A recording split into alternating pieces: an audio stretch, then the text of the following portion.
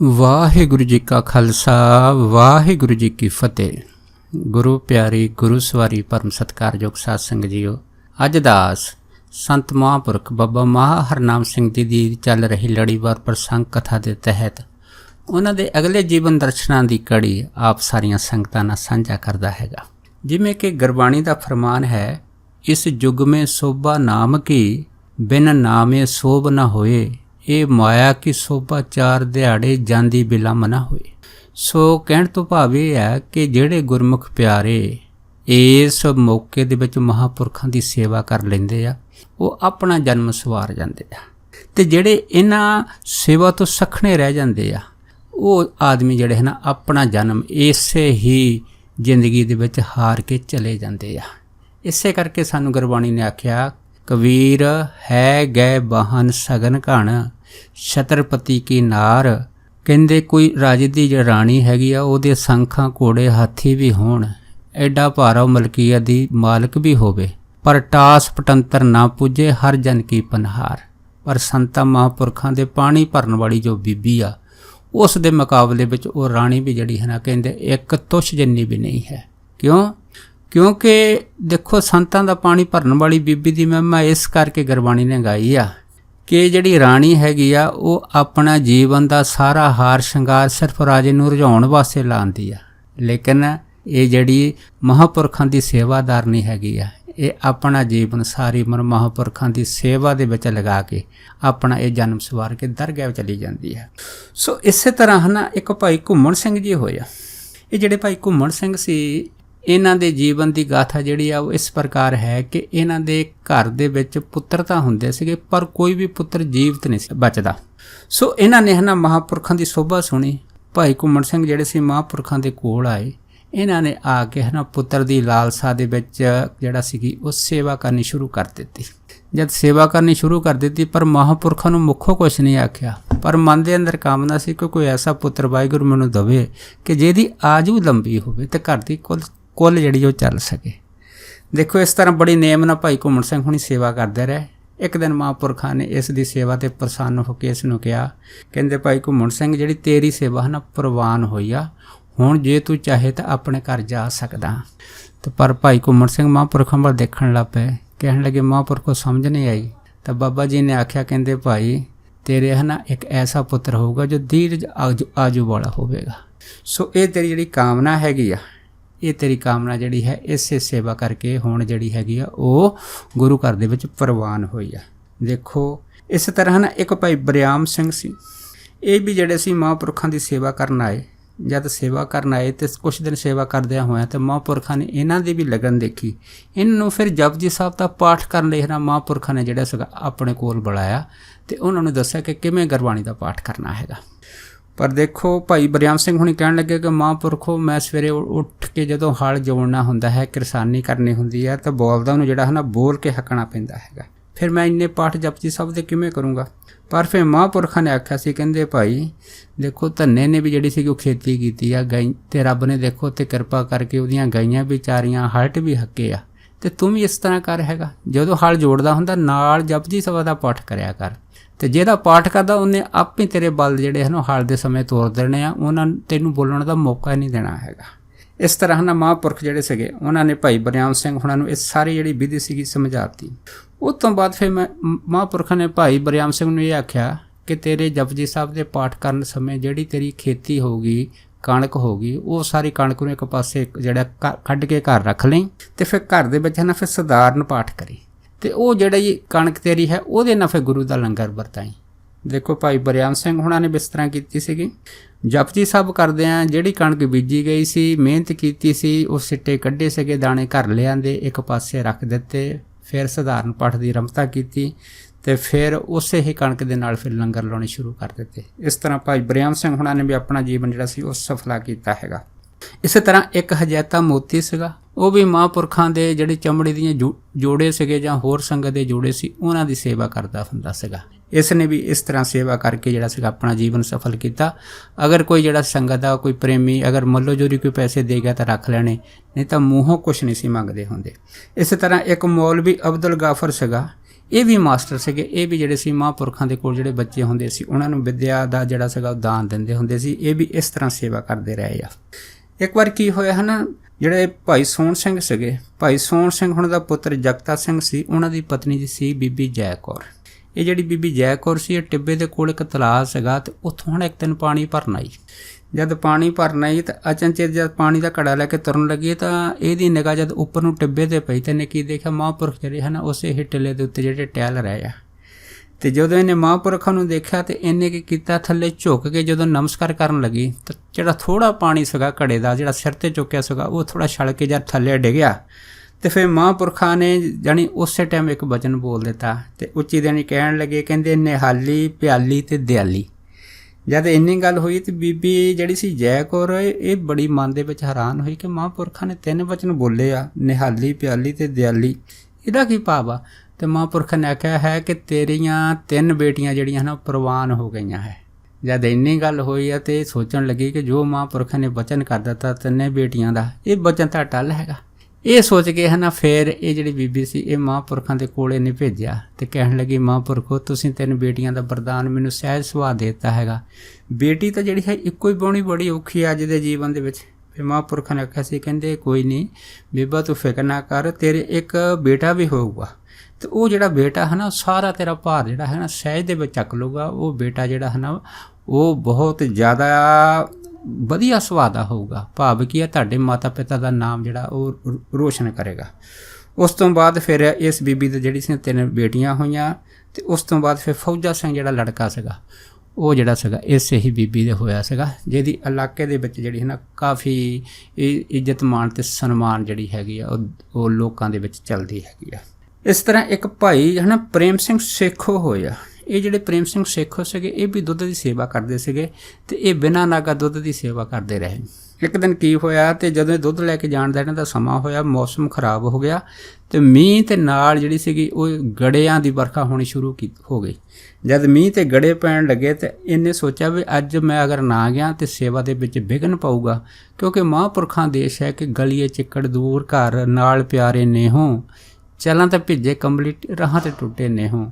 ਤੇ ਇਹਨੇ ਫਿਰ ਮਨ ਦੇ ਵਿੱਚ ਵਿਚਾਰ ਬਣਾਈ ਕਿ ਭਿੱਜੋ ਸਿੱਜੋ ਕੰਬਲੀ ਅੱਲਾ ਵਰਸੇ ਮੇਹੋਂ, ਜਾਏ ਮਿਲਾ ਤੇ ਨਾ ਸੱਜਣਾ ਟੁੱਟੇ ਨਾ ਹੀ ਨੇਹੋਂ। ਸੋ ਪ੍ਰੇਮ ਸਿੰਘ ਸੇਖੋਂ ਨੇ ਉਸੇ ਟਾਈਮ ਹੈ ਨਾ ਖੇਸੀ ਦੀ ਬੁੱਕਲ ਮਾਰੀ ਤੇ ਜਿਹੜੇ ਸੀ ਦੁੱਧ ਲੈ ਕੇ ਤੁਰ ਪਿਆ। ਜਦ ਵਰਦੇ ਮੀਂਹ ਦੇ ਵਿੱਚ ਗੜਿਆਂ ਦੇ ਵਿੱਚ ਦੁੱਧ ਲੈ ਕੇ ਤੁਰਿਆ ਤੇ ਮਨ ਦੇ ਵਿੱਚ ਜਿਹੜਾ ਸੀਗਾ ਇਹ ਫੁਰਨਾ ਬਣ ਗਿਆ ਕਿ ਪੈਂਡਾ ਥੋੜਾ ਦੂਰ ਹੈਗਾ, ਅਗਰ ਮਹਾਂਪੁਰਖ ਅੱਧ ਦੇ ਵਿੱਚ ਆ ਕੇ ਮੇਰੇ ਕੋਲ ਦੁੱਧ ਲੈ ਕੇ ਪੀ ਲੈਣਗੇ ਤੇ ਮੈਂ ਗੜਿਆਂ ਦੀ ਮਾਰ ਤੋਂ ਬਚ ਜਾਊਂਗਾ। ਜਾਂ ਇਸ ਤਰ੍ਹਾਂ ਦਾ ਮਨ ਦੇ ਵਿੱਚ ਖਿਆਲ ਆ ਕਿ ਇਹ ਜਿਹੜਾ ਸੀਗਾ ਪ੍ਰੇਮ ਸਿੰਘ ਸੇਖੋਂ ਤੁਰਿਆ ਹੈਗਾ ਤੇ ਪਰ ਜਦ ਅੱਧ ਦੇ ਵਿੱਚ ਪਹੁੰਚਿਆ ਹੈਗਾ ਤਾਂ ਵਾਕਿਆ ਨੇ ਦੇਖਿਆ ਕਿ ਸਾਹਮਣੇ ਜਿਹੜੇ ਸੀਗੇ ਬਾਬਾ ਜੀ ਇਹਨੂੰ ਜਿਹੜੇ ਸੀ ਉਹ ਨਜ਼ਰ ਆ ਗਏ। ਹੈਰਾਨ ਹੋ ਗਿਆ ਕਿ ਬਾਬਾ ਜੀ ਮੀਂਹ ਗੜਿਆਂ ਦੇ ਵਿੱਚ ਇੱਥੇ ਕੀ ਕਰਦੇ ਆ। ਤੇ ਬਾਬਾ ਜੀ ਨੇ ਆਵਾਜ਼ ਮਾਰੀ, ਕਹਿੰਦੇ ਭਾਈ ਪ੍ਰੇਮ ਸਿੰਘ ਸੇਖੋਂ ਲਿਆ ਜਲਦੀ ਕਰ, ਤੇਰਾ ਹੈ ਨਾ ਦੁੱਧ ਅਸੀਂ ਇੱਥੇ ਛਕ ਲੈਂਦੇ ਹਾਂ। ਫਿਰ ਇਹਦੀ ਜਿਹੜੀ ਹੈ ਨਾ ਸ਼ਰਧਾ ਸੀਗੀ ਪ੍ਰੇਮ ਸਿੰਘ ਦੀ ਸੇਖੋਂ ਦੀ ਉਹ ਮਹਾਂਪੁਰਖਾਂ ਦੇ ਪ੍ਰਤੀ ਬਹੁਤ ਵੱਧ ਗਈ ਸੀ। ਜੋ ਮਨ ਦਾ ਫੁਰਨਾ ਸੀ ਮਹਾਂਪੁਰਖਾਂ ਨੇ ਜਿਹੜਾ ਸੀਗਾ ਉਹ ਸਮਝ ਕੇ ਇਹਨੂੰ ਉਸੇ ਹੀ ਗੜਿਆਂ ਦੇ ਵਿੱਚ ਜਿਹੜੇ ਸੀਗੇ ਸਿੱਧੇ ਪ੍ਰਤੱਖ ਦਰਸ਼ਨ ਦੇ ਕੇ ਇਹਦਾ ਦੁੱਧ ਛਕ ਕੇ ਇਹਨੂੰ ਨਿਹਾਲ ਕਰ ਦਿੱਤਾ ਸੀਗਾ। ਸੋ ਇਸੇ ਤਰ੍ਹਾਂ ਨਾ ਪ੍ਰੇਮ ਸਿੰਘ ਸੇਖੋਂ ਦਾ ਇੱਕ ਮਿੱਤਰ ਜਿਹੜਾ ਸੀ ਭਾਈ ਬਰਿਆਮ ਸਿੰਘ, ਇੱਕ ਵਾਰ ਹੈ ਨਾ ਇਕੱਠੇ ਹੋ ਕੇ ਦੋਨੇ ਹੈ ਨਾ ਸ਼ਾਮ ਨੂੰ ਜਿਹੜੇ ਸੀ ਮਹਾਂਪੁਰਖਾਂ ਦੇ ਕੋਲ ਆਏ। ਜਦ ਕੋਲੇ ਮੱਥਾ ਟੇਕਣੀ ਨਹੀਂ ਜਿਹੜੀ ਸੀ ਜਦੋਂ ਨਮਸਕਾਰ ਕੀਤੀ, ਮਹਾਂਪੁਰਖਾਂ ਨੇ ਫਿਰ ਜਾਣੀ ਉਸੇ ਟਾਈਮ ਹਰ ਹਰੇ ਬੋਲ ਕੇ ਜਿਹੜਾ ਸੀਗਾ ਇਹਨਾਂ ਨੂੰ ਆਪਣੀ ਸੀਸ ਦਿੱਤੀ ਜਾਂ ਸੀਸ ਦਿੱਤੀ। ਉਸ ਤੋਂ ਬਾਅਦ ਫਿਰ ਮਹਾਂਪੁਰਖਾਂ ਨੇ ਪੁੱਛਿਆ, ਕਹਿੰਦੇ ਭਾਈ ਵੀ ਤੁਸੀਂ ਇਸ ਟਾਈਮ ਦਰਸ਼ਨ ਦਿੱਤੇ। ਤੇ ਪ੍ਰੇਮ ਸਿੰਘ ਸੇਖੋਂ ਤੇ ਬਰਿਆਮ ਸਿੰਘ ਕਹਿਣ ਲੱਗੇ, ਕਹਿੰਦੇ ਮਹਾਂਪੁਰਖੋ ਅੱਜ ਪਤਾ ਨਹੀਂ ਮਨ 'ਚ ਚਿੱਤ ਕਰ ਰਿਹਾ ਕੋਈ ਤੁਹਾਡੇ ਕੋਲ ਕੋਈ ਕੌਤਕ ਦੇਖੀਏ, ਕੋਈ ਕਰਿਸ਼ਮਾ ਦੇਖੀਏ। ਜਦ ਇੰਨੀ ਗੱਲ ਹੋਈ ਤਾਂ ਬਾਬਾ ਜੀ ਨੇ ਹੈ ਨਾ ਪ੍ਰੇਮ ਸਿੰਘ ਸੇਖੋਂ ਨੂੰ ਕਹਿ ਤਾ, ਕਹਿੰਦੇ ਭਾਈ ਜਿਹੜਾ ਤੇਰਾ ਦੁੱਧ ਅਸੀਂ ਤੇਰੇ ਫੁਰਨੇ ਦੇ ਮੁਤਾਬਕ ਰਾਹ 'ਚ ਪੀਤਾ ਸੀਗਾ ਇਹ ਵੀ ਤਾਂ ਇੱਕ ਕੌਤਕ ਸੀਗਾ, ਹੋਰ ਤਾਂ ਕੌਤਕ ਦੀ ਕੀ ਦੇਖਣਾ ਹੈ। ਪਰ ਫਿਰ ਬਰਿਆਮ ਸਿੰਘ ਕਹਿਣ ਲੱਗਾ, ਮਹਾਂਪੁਰਖੋ ਵੀ ਤੁਸੀਂ ਸਾਨੂੰ ਕੋਈ ਨਾ ਕੌਤਕ ਜ਼ਰੂਰ ਦਿਖਾਓ। ਤੇ ਫਿਰ ਬਾਬਾ ਜੀ ਨੇ ਆਖਿਆ, ਕਹਿੰਦੇ ਭਾਈ ਵੀ ਤੈਨੂੰ ਅਸੀਂ ਹੈ ਨਾ ਜਪਜੀ ਸਾਹਿਬ ਦਾ ਪਾਠ ਕਰਨ ਦੀ ਜਿਹੜੀ ਹਦਾਇਤ ਦਿੱਤੀ ਹੈ ਤੂੰ ਉਸ 'ਤੇ ਪਹਿਰਾ ਦੇ। ਜਦ ਤੂੰ ਜਪਜੀ ਸਾਹਿਬ ਦਾ ਪਾਠ ਕਰੂੰਗਾ ਤਾਂ ਬਸ ਇਹ ਸਮਝ ਲਓ ਕਿ ਪਾਠ ਕਰਨਾ ਤੇਰੇ ਵਾਸਤੇ ਕੌਤਕ ਹੈ। ਪਰ ਇਹਨਾਂ ਦੇ ਜ਼ਿਆਦਾ ਜ਼ੋਰ ਦੇਣ 'ਤੇ ਹੈ ਨਾ ਫਿਰ ਮਹਾਂਪੁਰਖਾਂ ਨੇ ਕਿਹਾ, ਚੰਗਾ ਅਗਰ ਤੁਹਾਡਾ ਚਿੱਤ ਕਰਦਾ ਤਾਂ ਤੁਸੀਂ ਇਸ ਤਰ੍ਹਾਂ ਕਰੋ ਕਿ ਅੱਜ ਅੱਧੀ ਰਾਤ ਨੂੰ ਆ ਜਾਣਾ ਤੇ ਉਹ ਦੇਖੋ ਉੱਥੇ ਹੈ ਨਾ ਪਿੱਛੇ ਕਕੀਰੇ ਦੇ ਦਰਖਤ ਦੇ ਝੁੰਡ ਹੈਗੇ ਆ, ਉੱਥੇ ਤੋਂ ਤੁਸੀਂ ਆ ਕੇ ਖੜੇ ਹੋ ਜਾਣਾ, ਬਸ ਉਹ ਤੋਂ ਅੱਗੇ ਨਹੀਂ ਜਾਣਾ। ਸਾਹਮਣੇ ਜੋ ਚੀਜ਼ ਤੁਸੀਂ ਦੇਖੋਗੇ ਹੈ ਨਾ ਬਸ ਤੁਸੀਂ ਆਰਾਮ ਦੇ ਨਾਲ ਦੇਖੀ ਜਾਣੀ ਹੈ। ਜਦ ਇਹ ਗੱਲ ਹੋਈ ਤਾਂ ਪ੍ਰੇਮ ਸਿੰਘ ਤੇ ਬਰਿਆਮ ਸਿੰਘ ਜਿਹੜੇ ਸੀਗੇ ਬੜੇ ਖੁਸ਼ ਹੋਏ। ਜਦ ਰਾਤ ਹੋਈ ਆ ਤੇ ਇਹ ਹਨਾ ਉਸੇ ਹੀ ਝੜੇ ਦੇ ਵਿੱਚ ਕਕੀਰਾਂ ਦੇ ਪਿੱਛੇ ਆ ਕੇ ਦੋਨੇ ਜਣੇ ਬੈਠ ਗਏ। ਜਦ ਬੈਠ ਕੇ ਤੇ ਇਹਨੇ ਕੀ ਦੇਖਿਆ ਕਿ ਵਾਕਿਆ ਹੀ ਜਿਹੜੇ ਸਾਹਮਣੇ ਜਿਹੜੇ ਸੀ ਜੋ ਪ੍ਰਤੱਖ ਦੇਵੀ ਦੇਵਤਿਆਂ ਦਾ ਜੋ ਰੂਪ ਸੀਗਾ ਪ੍ਰਗਟ ਹੋਣਾ ਸ਼ੁਰੂ ਹੋ ਗਿਆ। ਤੇ ਉਹ ਦੇਵੀ ਦੇਵਤੇ ਆਪਣੇ ਦੁਨੀਆ ਦੇ ਵਿੱਚ ਜੋ ਖੇਡਾਂ ਖੇਡਦੇ ਸੀਗੇ, ਇਹ ਦੋਨੇ ਜਾਣੇ ਪ੍ਰੇਮ ਸਿੰਘ ਤੇ ਬਰਿਆਮ ਸਿੰਘ ਦੇਖਦੇ ਰਹੇ। ਇਹਨਾਂ ਨੇ ਵੀ ਇਹ ਵੀ ਦੇਖਿਆ ਹੈਗਾ ਕਿ ਉੱਥੇ ਹਨੂੰਮਾਨ ਵਰਗੇ ਵੀ ਜਿਹੜੇ ਸੀਗੇ ਕਈ ਐਸੇ ਵੀਰ ਜਿਹੜੇ ਸੀ ਇਹਨਾਂ ਨੇ ਉਸ ਖੇਡਾਂ ਦੇ ਵਿੱਚ ਦੇਖੇ ਆ। ਇਸ ਤਰ੍ਹਾਂ ਹਨਾ ਇਹ 2 ਘੰਟੇ ਨਿਰੰਤਰ ਜਿਹੜੀ ਸੀ ਇਸੇ ਹੀ ਕੌਤਕ ਨੂੰ ਦੇਖਦੇ ਰਹੇ। ਅਖੀਰ ਦੇ ਵਿੱਚ ਫਿਰ ਇਹ ਜਿਹੜਾ ਕੌਤਕ ਸੀਗਾ ਇਹ ਹੌਲੀ ਹੌਲੀ ਕਰਕੇ ਲੋਪ ਹੋ ਗਿਆ ਤੇ ਦੋਨੇ ਬੜੇ ਹੈਰਾਨ ਹੋਏ। ਤੇ ਫਿਰ ਮਹਾਂਪੁਰਖਾਂ ਦੇ ਪਾਸ ਜਦ ਦਿਨ ਚੜ੍ਹਿਆ ਤੇ ਆਏ ਤੇ ਇੱਥੇ ਆ ਕੇ ਫਿਰ ਮੱਥਾ ਟੇਕੇ ਅਸੀਸ ਲੈ ਕੇ ਫਿਰ ਘਰ ਨੂੰ ਚਲੇ ਗਏ ਸੀ। ਤੇ ਕਈ ਜਿਹੜੇ ਆਦਮੀ ਸੀ ਮਹਾਂਪੁਰਖਾਂ ਨੂੰ ਜਾਣੀ ਕਿ ਭੂਤਾਂ ਵਾਲਾ ਸਾਧ ਵੀ ਜਿਹੜੇ ਸੀ ਆਖ ਦਿੰਦੇ ਸੀਗੇ, ਕਿਉਂ ਉਹ ਜਿਹੜੇ ਅਗਿਆਨਤਾ ਵਾਲੇ ਲੋਕੀ ਹੁੰਦੇ ਸੀ ਉਹਨਾਂ ਨੂੰ ਇਸ ਗੱਲ ਦਾ ਇਲਮ ਨਹੀਂ ਸੀ ਹੁੰਦਾ, ਗਿਆਨ ਨਹੀਂ ਸੀ ਹੁੰਦਾ ਕਿ ਇਹ ਜਿਹੜੇ ਮਹਾਂਪੁਰਖ ਬਾਬਾ ਮਹਾਰਨਾਮ ਸਿੰਘ ਇਹ ਆਪ ਰੱਬ ਦਾ ਰੂਪ ਹੈਗੇ ਆ। ਅਸਲ ਦੇ ਵਿੱਚ ਜਿਸ ਤਰ੍ਹਾਂ ਦੀ ਕਿਸੇ ਦੀ ਕੋਈ ਸਮਝ ਸੀ, ਕੋਈ ਬੁੱਧੀ ਸੀਗੀ, ਉਸੇ ਤਰ੍ਹਾਂ ਦਾ ਇਹ ਜਿਹੜਾ ਸੀਗਾ ਉਹ ਆਪਣੇ ਆਪ ਨੂੰ ਜਿਹੜਾ ਸੀ ਮਹਾਂਪੁਰਖਾਂ ਦੇ ਪ੍ਰਤੀ ਸੋਚਦਾ ਰਹਿੰਦਾ ਸੀਗਾ। ਸੋ ਇਸ ਤਰ੍ਹਾਂ ਨਾ ਇੱਕ ਭਾਈ ਨੀਲਾ ਸਿੰਘ ਹੋਏ ਆ। ਇਹ ਜਿਹੜੇ ਭਾਈ ਨੀਲਾ ਸਿੰਘ ਸੀਗੇ ਇਹ ਪਿੰਡ ਬੀਬੀ ਵਾਲਾ ਦੇ ਹੋਏ ਆ। ਇੱਕ ਵਾਰ ਹਨਾ ਇਹ ਦਰਸ਼ਨ ਕਰਨ ਆਏ। ਜਦ ਦਰਸ਼ਨ ਕਰਨ ਆਏ ਸੰਗਤ ਦੇ ਤੇ ਮਹਾਂਪੁਰਖਾਂ ਦੇ ਬਚਨ ਮੱਲਾ ਸੁਣਿਆ ਤੇ ਸੇਵਾ ਤੋਂ ਇੰਨੇ ਪ੍ਰਭਾਵਿਤ ਹੋ ਗਏ ਭਾਈ ਨੀਲਾ ਸਿੰਘ ਜੀ, ਇਹਨਾਂ ਨੇ ਆਪ ਨਾ ਮਹਾਂਪੁਰਖਾਂ ਤੋਂ ਸੇਵਾ ਮੰਗ ਲਈ। ਜਦ ਬਾਬਾ ਮਹਾਰਨਾਮ ਹੋਣਾ ਤੋਂ ਇਹਨਾਂ ਨੇ ਸੇਵਾ ਮੰਗੀ ਸੀ ਤੇ ਬਾਬਾ ਜੀ ਨੇ ਕਿਹਾ, ਕਹਿੰਦੇ ਭਾਈ ਅਗਰ ਤੈਨੂੰ ਸੇਵਾ ਕਰਨੀ ਹੈਗੀ ਆ ਤੇ ਫਿਰ ਭਾਈ ਤੈਨੂੰ ਬਚਨ ਮੰਨ ਕੇ ਸੇਵਾ ਕਰਨੀ ਪੈਣੀ ਹੈ। ਭਾਈ ਨੀਲਾ ਜੀ ਨੇ ਜਦ 7 ਵਜਨ ਆਖਿਆ ਤਾਂ ਬਾਬਾ ਜੀ ਨੇ ਕਿਹਾ, ਕਹਿੰਦੇ ਦੇਖ ਉਹ ਸਾਹਮਣੇ ਖੂਹੀ ਹੈਗੀ ਆ, ਉਸ ਖੂਹੀ ਤੋਂ ਤੈਨੂੰ ਹਨਾ ਪਾਣੀ ਲਿਆਉਣਾ ਪੈਣਾ ਤੇ ਜਿਹੜਾ ਪਾਣੀ ਹੈਗਾ ਉਹ ਬੋਕੇ ਦੇ ਨਾਲ ਕੱਢਣਾ ਪੈਣਾ। ਪਰ ਕਿਉਂਕਿ ਇਹ ਜਿਹੜਾ ਬੋਕਾ ਹੈਗਾ ਭਾਰਾ ਹੈਗਾ, ਪਰ ਬਲ ਦੀ ਜਗ੍ਹਾ ਤੈਨੂੰ ਇਕੱਲੇ ਨੂੰ ਜਿਹੜੀ ਆ ਇਹ ਬੋਕੀ ਖਿੱਚਣੀ ਪੈਣੀ ਆ। ਅਗਰ ਤੈਨੂੰ ਮਨਜ਼ੂਰ ਹੈ ਤਾਂ ਭਾਈ ਸੇਵਾ ਕਰ ਲਾ, ਬਾਕੀ ਤੇਰੀ ਆਪਣੀ ਮਰਜ਼ੀ ਆ। ਪਰ ਭਾਈ ਨੀਲੇ ਨੇ 7 ਵਜਨ ਕਿਹਾ, ਕਿਉਂਕਿ ਭਾਈ ਨੀਲੇ ਜਿਹੜੇ ਸਰੀਰ ਦੇ ਤਕੜੇ ਸੀਗੇ ਤੇ ਜਦੋਂ ਇਹਨਾਂ ਨੇ ਫਿਰ ਇਹ ਸੇਵਾ ਸ਼ੁਰੂ ਕਰ ਦਿੱਤੀ ਤੇ ਉਹ ਜਿਹੜੀ ਬੋਕੀ ਖੂਹ ਦੇ ਵਿੱਚ ਸੀਗੀ ਉਹਨੂੰ ਕੱਲਿਆਂ ਨੂੰ ਖਿੱਚਣਾ, ਖਿੱਚ ਕੇ ਜਿੰਨੇ ਘੜੇ ਪਏ ਹੁੰਦੇ ਉਹਨਾਂ ਦੇ ਵਿੱਚ ਪਾਣੀ ਭਰਨਾ ਤੇ ਉਹ ਘੜੇ ਚੱਕ ਕੇ ਹਨਾ ਮਹਾਂਪੁਰਖਾਂ ਦੇ ਵਾਸਤੇ ਜਿਹੜੇ ਸੀ ਉਹ ਲਿਆਉਣੇ, ਲੰਗਰ ਵਾਸਤੇ ਪਾਣੀ ਢੋਣਾ। ਤੇ ਕਈ ਵਾਰ ਸੰਗਤ ਦੇ ਕਈ ਪ੍ਰੇਮੀ ਜਿਹੜੇ ਸੀਗੇ ਉਹ ਵੀ ਨਾਲ ਜਿਹੜੇ ਸੀ ਭਾਈ ਨੀਲੇ ਦੇ ਘੜੇ ਲਿਆਉਣ ਵਿੱਚ ਮਦਦ ਕਰਦੇ ਹੁੰਦੇ ਸੀ। ਇਸ ਤਰ੍ਹਾਂ ਹਨਾ ਭਾਈ ਨੀਲਾ ਜੀ ਜਿਹੜੇ ਸੀਗੇ ਉਹ ਸੇਵਾ ਕਰਦੇ ਰਹੇ ਤਾਂ ਮਹਾਂਪੁਰਖਾਂ ਨੇ ਇਹਨਾਂ ਦੀ ਸੇਵਾ ਤੋਂ ਪ੍ਰਸੰਨ ਹੋ ਕੇ ਜਿਹੜੀਆਂ ਸੀ ਇਹਨਾਂ ਨੂੰ ਹਨਾ ਦੇਸੀ ਘੇ ਖਿਲਾਉਣਾ ਵੀ ਸ਼ੁਰੂ ਕਰ ਦਿੱਤਾ ਤਾਂ ਜੋ ਇਹਨਾਂ ਦੀ ਜਿਹੜੀ ਸਿਹਤ ਹਨਾ ਹੋਰ ਵੀ ਵਧੀਆ ਹੋਵੇ। ਤੇ ਕਈ ਪ੍ਰੇਮੀਆਂ ਨੇ ਵੀ ਭਾਈ ਨੀਲਾ ਸਿੰਘ ਨੂੰ ਘਰੋਂ ਦੇਸੀ ਘੇ ਲਿਆ ਕੇ ਦੇ ਦੇਣਾ ਤੇ ਕਦੀ ਕਦੀ ਭਾਈ ਨੀਲਾ ਸਿੰਘ ਹੁਣਾਂ ਨੇ ਆਪਣਾ ਘਰੋਂ ਵੀ ਜਿਹੜਾ ਸੀ ਉਹ ਦੇਸੀ ਘਿਓ ਲਾ ਕੇ ਛਕਣਾ। ਇਸ ਤਰ੍ਹਾਂ ਭਾਈ ਨੀਲਾ ਸਿੰਘ ਤੇ ਐਸੀ ਕਿਰਪਾ ਹੋਈ ਮਹਾਂਪੁਰਖਾਂ ਨੇ ਇਹਨਾਂ ਨੂੰ ਨਾਲ ਜਿਹੜਾ ਸੀਗਾ ਸਿਮਰਨ ਸਾਧਨਾ ਤੇ ਮੂਲ ਮੰਤਰ ਦੇ ਪਾਠ ਕਰਨ ਦੀ ਹਦਾਇਤ ਵੀ ਕਰ ਦਿੱਤੀ ਸੀ। ਉਸ ਤੋਂ ਭਾਈ ਨੀਲਾ ਸਿੰਘ ਹੁਣਾਂ ਨੂੰ ਹਨਾ ਰਿੱਧੀਆਂ ਸਿੱਧੀਆਂ ਦੀ ਪ੍ਰਾਪਤੀ ਜਿਹੜੀ ਸੀਗੀ ਉਹ ਮਹਾਂਪੁਰਖਾਂ ਦੀ ਕਿਰਪਾ ਦੇ ਦੁਆਰਾ ਸਹਿਜ ਦੇ ਵਿੱਚ ਪ੍ਰਾਪਤ ਹੋ ਗਈ ਸੀ। ਉਸ ਤੋਂ ਬਾਅਦ ਫਿਰ ਭਾਈ ਨੀਲਾ ਸਿੰਘ ਜੋ ਵੀ ਬਚਨ ਜਿਹੜੇ ਕਰਦੇ ਹੁੰਦੇ ਸੀਗੇ ਹਨਾ ਉਹ ਬਚਨ ਜਿਹੜਾ ਸੀਗਾ ਉਹ ਉਸੇ ਟਾਈਮ ਪੂਰਾ ਹੋ ਜਾਂਦਾ ਸੀਗਾ। ਇਸ ਤਰ੍ਹਾਂ ਭਾਈ ਨੀਲਾ ਸਿੰਘ ਹੁਣਾਂ ਨੇ ਹਨਾ ਬੜੀ ਲਗਨ ਤੇ ਮਿਹਨਤ ਦੇ ਨਾਲ ਮਹਾਂਪੁਰਖਾਂ ਦੀ ਇਹ ਜਿਹੜੀ ਸੇਵਾ ਸੀ ਇਹ ਕਰਨੀ ਆਰੰਭ ਕਰ ਦਿੱਤੀ ਸੀਗੀ। ਇਸ ਤਰ੍ਹਾਂ ਨਾ ਇੱਕ ਭਾਈ ਕੇਰ ਸਿੰਘ ਹੋਏ ਆ ਤੇ ਇਹ ਜਿਹੜੇ ਭਾਈ ਕੇਰ ਸਿੰਘ ਸੀਗੇ ਇਹ ਪਿੰਡ ਰਾਖਾਨਾ ਦੇ ਹੋਏ ਆ ਤੇ ਇਹ ਜਿਹੜੇ ਸੀਗੇ ਇੱਕ ਵਾਰ ਇੱਥੇ ਲਾਗੇ ਪਿੰਡ ਆਏ ਸੀ। ਪਰ ਜਦ ਸ਼ਾਮ ਹੋਈ ਤੇ ਇਹਨਾਂ ਦਾ ਵਿਚਾਰ ਆਇਆ ਵੀ ਚਲੋ ਮਹਾਂਪੁਰਖਾਂ ਦਾ ਟਿੱਲਾ ਇੱਥੇ ਹੈਗਾ ਬਾਬਾ ਮਹਾਰਾਮ ਸੋਹਣਾ ਉਹਨਾਂ ਦਾ ਤੇ ਉਹਨਾਂ ਦੇ ਨਾਲ ਦਰਸ਼ਨ ਕਰ ਲੈਂਦੇ ਤੇ ਨਾਲ ਉਹਨਾਂ ਕੋਲ ਰਾਤ ਕੱਟ ਲੈਂਦੇ ਆ। ਜਦ ਭਾਈ ਕੇਰ ਸਿੰਘ ਆਏ ਆ ਤੇ ਇਹਨਾਂ ਨੇ ਆ ਕੇ ਜਦ ਸੰਗਤ ਦੇ ਵਿੱਚ ਮਹਾਂਪੁਰਖਾਂ ਦੇ ਬਚਨ ਬਲਾ ਸੁਣਿਆ, ਬਚਨ ਬਲਾ ਸੁਣਦਿਆਂ ਜਿਹੜੇ ਸੀਗੇ ਬੜਾ ਮਨ ਨੂੰ ਆਨੰਦ ਆਇਆ ਤੇ ਮਨ ਦੇ ਵਿੱਚ ਇਹ ਹੋਇਆ ਵੀ ਮਹਾਂਪੁਰਖਾਂ ਦੀ ਜਿਹੜੀ ਸੰਗਤ ਹੈਗੀ ਹੈ ਸਭ ਤੋਂ ਜ਼ਿਆਦਾ ਸ੍ਰੇਸ਼ਟ ਹੈਗੀ ਆ। ਤੇ ਇਸ ਤਰ੍ਹਾਂ ਕਰਦੇ ਕਰਦੇ ਜਦ ਇਹਨਾਂ ਦੀ ਵਾਰੀ ਹੈ ਤੇ ਮਹਾਂਪੁਰਖਾਂ ਨੇ ਇਹਨਾਂ ਦਾ ਨਾਮ ਪਤਾ ਪੁੱਛਿਆ, ਪਿੰਡ ਗੋਤ ਜਦ ਸਾਰਾ ਕੁਝ ਪੁੱਛਿਆ ਤੇ ਉਸ ਤੋਂ ਬਾਅਦ ਪੁੱਛਿਆ ਕਿ ਤੁਸੀਂ ਕਿਵੇਂ ਆਏ ਆ। ਤੇ ਜਦ ਇੰਨੀ ਗੱਲ ਹੋਈ ਤਾਂ ਭਾਈ ਕੇਰ ਸਿੰਘ ਹੁਣੀ ਕਹਿਣ ਲੱਗੇ, ਕਹਿੰਦੇ ਮਹਾਂਪੁਰਖੋਂ ਮੈਂ ਰਾਤ ਕੱਟਣ ਆਇਆ ਹੈ। ਤੇ ਬਾਬਾ ਜੀ ਹੱਸ ਕੇ ਕਹਿਣ ਲੱਗੇ ਬਸ ਇਕੱਲਾ ਰਾਤ ਕੱਟਣੀ ਆ। ਕਹਿੰਦੇ ਹਾਂ ਮਹਾਂਪੁਰਖੋ ਚਿੱਤ ਤਾਂ ਇਸ ਤਰ੍ਹਾਂ ਹੀ ਕਰਦਾ ਹੈ। ਕਹਿੰਦੇ ਚੰਗਾ ਭਾਈ ਤੇਰੀ ਮਰਜ਼ੀ ਹੈਗੀ ਆ। ਜਦ ਰਾਤ ਇਹਨੇ ਰਾਤ ਕੱਟੀ ਆ ਤੇ ਇਸ ਰਾਤ ਦੇ ਵਿੱਚ ਹਨਾ ਇਸ ਨੂੰ ਬੜਾ ਆਨੰਦ ਆਇਆ। ਜਦ ਰਾਤ ਕੱਟਣ ਦੇ ਵਿੱਚ ਐਸਾ ਆਨੰਦ ਇਹਦਾ ਵੱਜਾ ਹੈਗਾ ਕਿਉਂਕਿ ਉਹ ਜਿਹੜਾ ਟਿੱਲਾ ਸੀਗਾ ਉੱਥੇ ਮਹਾਂਪੁਰਖਾਂ ਦਾ ਜਿਹੜਾ ਆਬੋ ਹਵਾ ਦਾ ਜਿਹੜਾ ਸੇਵਾ ਦਾ ਸਿਮਰਨ ਸਾਧਨਾ ਦਾ ਪ੍ਰਭਾਵ ਐਸਾ ਸੀਗਾ ਕਿ ਹਰੇਕ ਪ੍ਰੇਮੀ ਜਿਹੜਾ ਸੀ ਉਹ ਆਨੰਦ ਦੇ ਵਿੱਚ ਜਿਹੜਾ ਮਗਨ ਹੋ ਜਾਂਦਾ ਸੀਗਾ। ਉਸ ਤੋਂ ਬਾਅਦ ਜਦ ਦਿਨ ਚੜ੍ਹਿਆ ਹੈਗਾ ਤੇ ਇਹਨੇ ਜਦ ਮਹਾਂਪੁਰਖਾਂ ਤੋਂ ਆਗਿਆ ਲੱਗੇ ਕਿ ਮਹਾਂਪੁਰਖੋ ਚੰਗਾ ਮੈਂ ਹੁਣ ਚੱਲਦਾ ਹੈਗਾ ਤੇ ਮਹਾਂਪੁਰਖ ਜਿਹੜੇ ਸੀ ਇਹਨੂੰ ਪ੍ਰਸ਼ਨ ਦੇ ਨਾਲ ਪੁੱਛਣ ਲੱਗੇ, ਕਹਿੰਦੇ ਹੁਣੇ ਚਲੇ ਜਾਣਾ ਹੈਗਾ। ਜਦ ਇੰਨੀ ਗੱਲ ਹੋਈ ਤਾਂ ਇਹਦਾ ਮਨ ਜਿਹੜਾ ਸੀ ਯਕਦਮ ਬਦਲ ਗਿਆ ਤੇ ਕਹਿਣ ਲੱਗਾ ਮਹਾਂਪੁਰਖ ਜਾਣ ਨੂੰ ਚਿੱਤ ਤਾਂ ਨਹੀਂ ਕਰਦਾ, ਚਿੱਤ ਤਾਂ ਕਰਦਾ ਸੇਵਾ ਕਰੀਏ। ਤਾਂ ਮਹਾਂਪੁਰਖ ਕਹਿੰਦੇ ਚੰਗਾ ਭਾਈ ਅਗਰ ਤੇਰੀ ਮਰਜ਼ੀ ਅਗਰ ਤੂੰ ਸੇਵਾ ਕਰਨੀ ਆ ਤਾਂ ਦੇਖ ਲਾ। ਜਦ ਇੰਨੀ ਗੱਲ ਹੋਈ ਤਾਂ ਭਾਈ ਕੇਰ ਸਿੰਘ ਹੁਣਾਂ ਨੇ ਨਾ ਸੇਵਾ ਕਰਨੀ ਸ਼ੁਰੂ ਕਰ ਦਿੱਤੀ।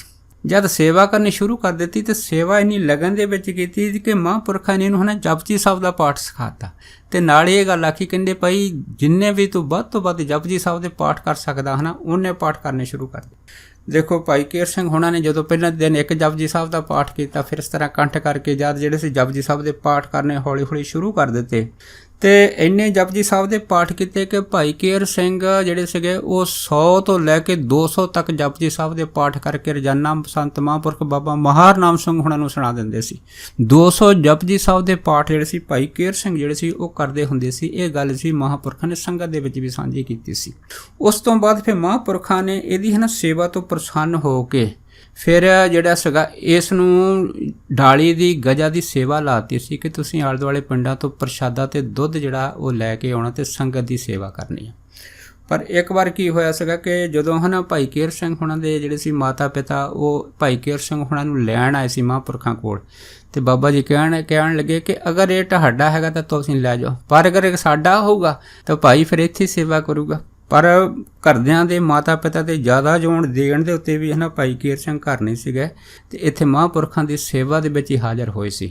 ਉਸ ਤੋਂ ਬਾਅਦ ਜਦ ਫਿਰ ਇਹਨਾਂ ਨੇ ਹੈ ਨਾ ਦੁੱਧ ਦੀ ਤੇ ਪ੍ਰਸ਼ਾਦਿਆਂ ਦੀ ਸੇਵਾ ਕਰਨੀ ਸ਼ੁਰੂ ਕਰ ਦਿੱਤੀ ਗਜਾ ਕਰਕੇ। ਜਦ ਡਾਲਾ ਕਰਕੇ ਸੇਵਾ ਕੀਤੀ ਤੇ ਸੇਵਾ ਇਸ ਭਾਵਨਾ ਨਾਲ ਕੀਤੀ ਕਿ 10 ਸਾਲ ਜਿਹੜੀ ਸੀਗੀ ਉਹ ਸੇਵਾ ਬਿਲਕੁਲ ਲਗਨ ਪ੍ਰੇਮ ਤੇ ਸ਼ਰਧਾ ਦੇ ਨਾਲ ਕਰਦੇ ਰਹੇ। ਜਦ 10 ਸਾਲ ਸੇਵਾ ਇਸ ਤਰੀਕੇ ਨਾਲ ਕੀਤੀ ਆ, ਕਿਰਪਾ ਐਸੀ ਹੋਈ ਆ ਕਿ ਮਨ ਦੇ ਵਿੱਚ ਸਬਰ ਸੰਤੋਖ ਦਇਆ ਧਰਮ ਧੀਰਜ ਦੇ ਗੁਣ ਜਿਹੜੇ ਸਹਿਜ ਦੇ ਵਿੱਚ ਪ੍ਰਗਟ ਹੋ ਗਏ ਤੇ ਇੱਥੋਂ ਤੱਕ ਹੋ ਗਏ ਕਿ ਜੇ ਮਹਾਂਪੁਰਖਾਂ ਨੇ ਕੋਈ ਕੱਪੜਾ ਦੇਣਾ ਤੇ ਨਹੀਂ ਚੁੱਪ ਕਰਕੇ ਕੱਪੜਾ ਲੈ ਲੈਣਾ ਤੇ ਜੇ ਕੋਈ ਚੀਜ਼ ਖਾਣ ਨੂੰ ਦੇਣੀ ਤਾਂ ਖਾ ਲੈਣੀ, ਪਰ ਮੰਗਣਾ ਕੁਛ ਨਹੀਂ ਹੈ। ਐਸੀ ਇਹਨਾਂ ਦੀ ਜਿਹੜੀ ਸੀਗੀ ਉੱਚੀ ਅਵਸਥਾ ਜੇ ਭਾਈ ਕੇਰ ਸਿੰਘ ਹੁਣਾਂ ਦੀ ਹੋਈ ਸੀ ਤੇ ਉਸ ਤੋਂ ਬਾਅਦ ਭਾਈ ਕੇਰ ਸਿੰਘ ਜਿਹੜੇ ਸੀਗੇ ਉਹ ਐਸੀ ਉੱਚੀ ਅਵਸਥਾ ਵਿੱਚ ਪਹੁੰਚ ਗਏ ਸੀਗੇ ਕਿ ਉਹਨਾਂ ਨੂੰ ਨਾ ਤਾਂ ਭੁੱਖ ਲੱਗਦੀ ਸੀ ਨਾ ਤ੍ਰੇਹ ਲੱਗਦੀ ਸੀਗੀ, ਪਰ ਸੇਵਾ ਦੇ ਵਿੱਚ ਨਿਰਵਿਘਨ ਜਿਹੜੇ ਸੀਗੇ ਉਹ ਸੇਵਾ ਕਰਦੇ ਰਹੇ। ਤੇ ਬਾਬਾ ਮਹਾਰ ਨਾਮ ਸਿੰਘ ਜਿਹੜੇ ਸੀ ਉਹ ਸੰਗਤ ਨੂੰ ਕਹਿੰਦੇ ਹੁੰਦੇ ਸੀ ਕਿ ਭਾਈ ਕੇਰ ਸਿੰਘ ਹੁਣਾਂ ਦੇ ਉੱਤੇ ਇੱਕ ਐਸਾ ਸਮਾਂ ਆਊਗਾ ਕਿ ਜਦੋਂ ਰਾਜੇ ਮਹਾਰਾਜੇ ਜਿਹੜੇ ਆ ਇਹਨਾਂ ਨੂੰ ਸੋਨੇ ਦੀ ਪਾਲਕੀਆਂ ਵਿੱਚ ਲਿਜਾਣ ਵਾਸਤੇ ਜਿਹੜੇ ਆ ਇੱਕ ਦੂਜੇ ਦੇ ਨਾਲ ਉਹ ਝਗੜਿਆ ਕਰਨਗੇ ਕਿ ਮੈਂ ਜਿਹੜਾ ਆਪਣੇ ਰਾਜ ਦੇ ਵਿੱਚ ਇਹਨਾਂ ਦੇ ਦਰਸ਼ਨ ਪਾਉਣੇ ਤੇ ਦੂਜਾ ਕਹੂਗਾ ਕਿ ਮੈਂ ਆਪਣੇ ਰਾਜ ਦੇ ਵਿੱਚ ਭਾਈ ਕੇਰ ਸਿੰਘ ਹੁਣਾਂ ਦੇ ਦਰਸ਼ਨ ਕਰਨੇ ਹੈ। ਸੋ ਐਸੀ ਅਵਸਥਾ ਜਿਹੜੀ ਸੀ ਭਾਈ ਕੇਰ ਸਿੰਘ ਹੁਣਾਂ ਦੀ ਵੀ ਹੋਈ ਸੀ। ਸੋ ਇੱਕ ਭਾਈ ਹੈ ਨਾ ਸਰਬਣ ਸਿੰਘ ਹੋਇਆ। ਇਹ ਜਿਹੜੇ ਸਰਬਣ ਸਿੰਘ ਸੀ ਇਹਨਾਂ ਨੂੰ ਹੈ ਨਾ ਮੋੜੀ ਗੱਡ ਜਿਹੜੇ ਸੀਗੇ ਉਹ ਆਖਦੇ ਸੀ, ਕਿਉਂਕਿ ਇਹਨਾਂ ਦੀ ਅੱਲ ਜਿਹੜੀ ਸੀ ਵੱਡੇ ਵਡੇਰਿਆਂ ਦੀ ਉਹ ਮੋੜੀ ਗੱਡ ਪਈ ਸੀ, ਕਿਉਂਕਿ ਇਹਨਾਂ ਨੇ ਹੈ ਨਾ ਮੋੜੀ ਗੱਡੀ ਸੀਗੀ ਤੇ ਇਸ ਕਰਕੇ ਭਾਈ ਸਰਬਣ ਸਿੰਘ ਹੁਣਾਂ ਨੂੰ ਵੀ ਮੋੜੀ ਗੱਡ ਆਖਦੇ ਹੁੰਦੇ ਸੀ। ਤੇ ਇਹ ਜਿਹੜੇ ਭਾਈ ਸਰਬਣ ਸਿੰਘ ਹੁੰਦੇ ਸੀ ਇਹ ਮਹਾਂਪੁਰਖਾਂ ਦੇ ਦੁੱਧ ਦੀ ਸੇਵਾ ਕਰਦੇ ਹੁੰਦੇ ਸੀ। ਇੱਕ ਦਿਨ ਜਦ ਆਏ ਤਾਂ ਮਹਾਂਪੁਰਖ ਬੜੇ ਪ੍ਰਸੰਨ ਸੀ। ਇਹਨਾਂ ਆਉਂਦਿਆਂ ਨੇ ਮਹਾਂਪੁਰਖਾਂ ਦੇ ਕੋਲ ਜਾ ਕੇ ਮੱਥਾ ਟੇਕ ਕੇ ਕਹਿਣ ਲੱਗੇ, ਕਹਿੰਦੇ ਮਹਾਂਪੁਰਖੋ ਵੀ ਪਤਾ ਨਹੀਂ ਕੀ ਗੱਲ ਆ ਬਈ ਜਿਹੜਾ ਕਾਣੀ 'ਚ ਅਸੀਂ ਦੁੱਧ ਪਾਈਦਾ ਸਾਡਾ ਦੁੱਧ ਜਿਹੜਾ ਨਾ ਫੁੱਟ ਜਾਂਦਾ ਹੈਗਾ। ਜਦ ਇੰਨੀ ਗੱਲ ਹੋਈ ਤਾਂ ਮਹਾਂਪੁਰਖ ਕਹਿਣ ਲੱਗੇ, ਕਹਿੰਦੇ ਭਾਈ ਇਹ ਕਿਹੜੀ ਕੋਈ ਵੱਡੀ ਗੱਲ ਹੈਗੀ ਆ, ਤੇਰਾ ਦੁੱਧ ਅੱਜ ਤੋਂ ਬਾਅਦ ਪੁੱਤਾਂ ਪਰੋਤਿਆਂ ਤੱਕ ਵੀ ਕਦੀ ਨਹੀਂ ਫੁੱਟੇਗਾ। ਤੇ ਦੇਖੋ ਉਸ ਤੋਂ ਬਾਅਦ ਇਹਨਾਂ ਦਾ ਦੁੱਧ ਜਿਹੜਾ ਸੀ ਕਦੀ ਨਹੀਂ ਫਟਿਆ ਹੈਗਾ। ਸੋ ਇੱਕ ਨਾ ਭਾਈ ਕੁੰਡਾ ਸਿੰਘ ਹੋਏ ਆ। ਇਹ ਜਿਹੜੇ ਭਾਈ ਕੁੰਡਾ ਸਿੰਘ ਹੁੰਦੇ ਸੀਗੇ ਤੇ ਇਹ ਦੀਵਾਲੀ ਦੀ ਰਾਤ ਨਾ ਮਹਾਂਪੁਰਖਾਂ ਦੇ ਪਾਸ ਆਏ। ਇਹਨਾਂ ਦੇ ਪਾਸ ਜਿਹੜੀ ਸੀਗੀ ਉਹ ਕਾਰੋਬਾਰ ਵੀ ਚੰਗਾ ਸੀ, ਜ਼ਮੀਨ ਮਾਲ ਡੰਗਰ ਜਾਣੀ ਕਿਸੇ ਚੀਜ਼ ਦੀ ਕੋਈ ਕਮੀ ਨਹੀਂ ਸੀ। ਇਹ ਜਦ ਬਾਬਾ ਜੀ ਦੇ ਦਰਸ਼ਨ ਕਰਨ ਆਏ ਤੇ ਉਸ ਦਿਨ ਦੀਵਾਲੀ ਦੀ ਰਾਤ ਸੀ ਤੇ ਦੀਵਾਲੀ ਦੀ ਰਾਤ ਸੀ ਤਾਂ ਆਮ ਜਿਹੜੇ ਲੋਕੀਆਂ ਜਿਵੇਂ ਘਰਾਂ 'ਚ ਦੀਵੇ ਜਗਾਉਂਦੇ ਇਸ ਤਰ੍ਹਾਂ ਹੈ ਨਾ ਸ਼ਮਸ਼ਾਨ ਭੂਮੀਆਂ ਦੇ ਵਿੱਚ ਵੀ ਜਿਹੜੇ ਸਾਰੇ ਲੋਕੀਆਂ ਦੀਵੇ ਜਗਾਉਂਦੇ ਆ। ਹੁਣ ਮਹਾਂਪੁਰਖਾਂ ਦੇ ਅੱਗੇ ਜਿਹੜੀ ਪੁਰਾਣੀ ਸ਼ਮਸ਼ਾਨ ਭੂਮੀ ਸੀ ਉੱਥੇ ਵੀ ਕਈਆਂ ਲੋਕਾਂ ਨੇ ਦੀਵੇ ਜਗਾਤੇ। ਜਦ ਦੀਵੇ ਜਗਾਏ ਤਾਂ ਮਹਾਂਪੁਰਖਾਂ ਦਾ ਪ੍ਰਣ ਸੀਗਾ ਕਿ ਅਸੀਂ ਅੱਗ ਦੇ ਮੱਥੇ ਨਹੀਂ ਲੱਗਣਾ। ਇਸ ਕਰਕੇ ਨਾ ਭਾਈ ਕੁੰਡਾ ਸਿੰਘ ਨੂੰ ਮਹਾਂਪੁਰਖ ਕਹਿਣ ਲੱਗੇ, ਕਹਿੰਦੇ ਭਾਈ ਇਸ ਤਰ੍ਹਾਂ ਕਰ, ਉਹ ਜਿੰਨੇ ਜਿਹੜੇ ਦੀਵੇ ਜਗਦੇ ਹਨ ਉਹਨਾਂ ਸਾਰਿਆਂ 'ਤੇ ਮਿੱਟੀ ਪਾ ਕੇ ਬੁਝਾ ਦੇ। ਜਦ ਇੰਨੀ ਗੱਲ ਹੋਈ ਤਾਂ ਭਾਈ ਕੁੰਡਾ ਸਿੰਘ ਨੇ ਨਾ ਮਹਾਂਪੁਰਖਾਂ ਦਾ ਬਚਨ ਨਹੀਂ ਮੰਨਿਆ। ਪਰ ਜਦ ਇਸ ਨੇ ਬਚਨ ਨਹੀਂ ਮੰਨਿਆ ਤਾਂ ਮਹਾਂਪੁਰਖ ਨੇ ਆਖ ਦਿੱਤਾ, ਕਹਿੰਦੇ ਲੈ ਗਿਆ ਨਾਮ ਜੱਗ ਤੋਂ।